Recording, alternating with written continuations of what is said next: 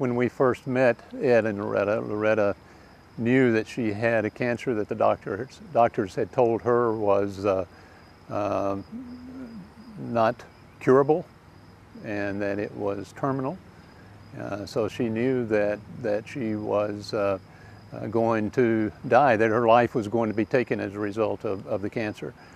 The remarkable thing about Loretta was that the cancer never had a victory over her. It did take her life, but it never had a victory over her.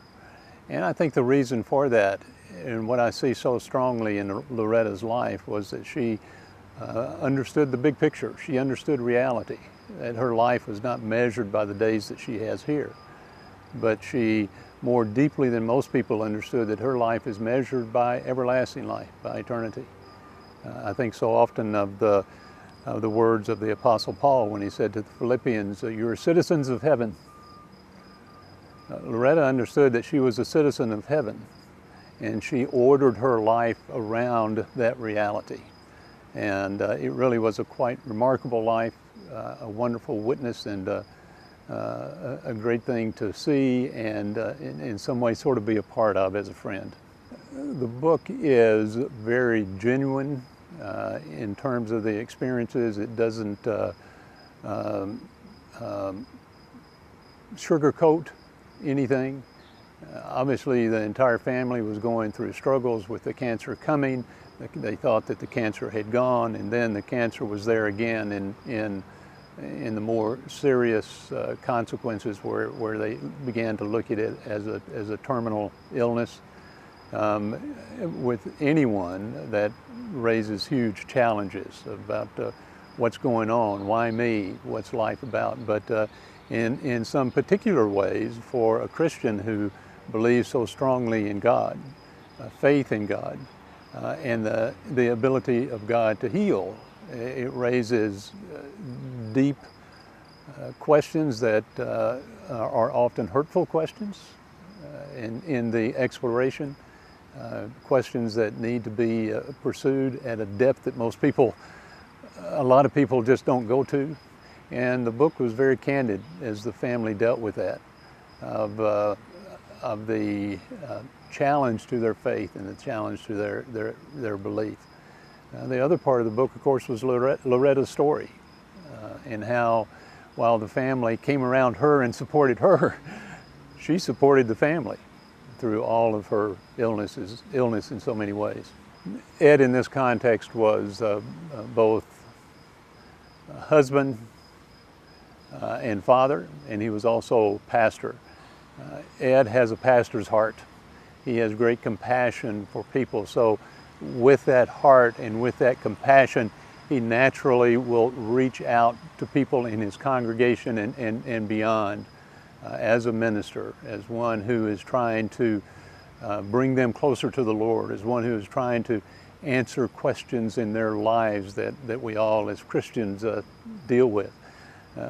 But suddenly that was brought home, not for the first time, but in a more real way, I think, in Ed's life.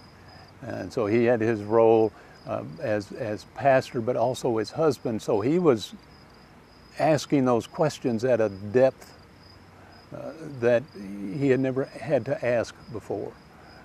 So he, on the one hand, he brought his compassion as a pastor and his love as a husband into the relationship.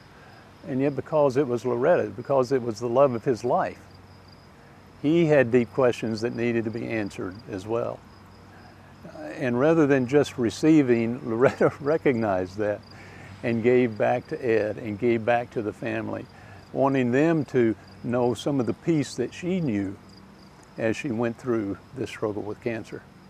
Anyone who is seeking a deeper relationship with God should read this book, because what this book fundamentally is about is knowing how, learning how to trust God.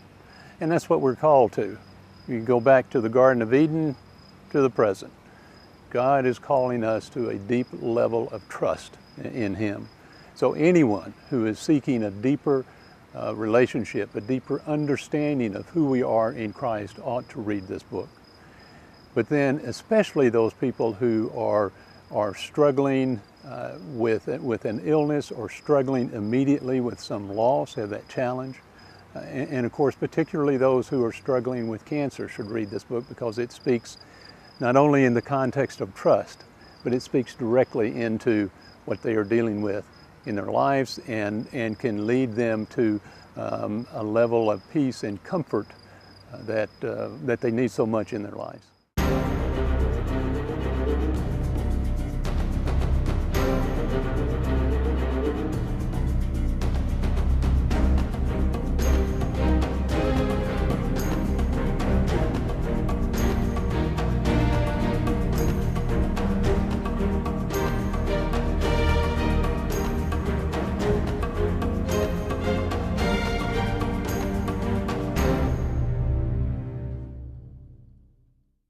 Hi, I'm Pastor Chuck Reish.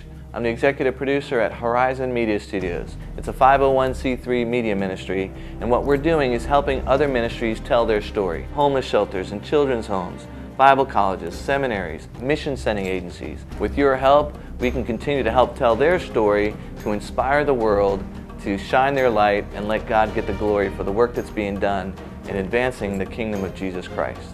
Thanks again for praying for us.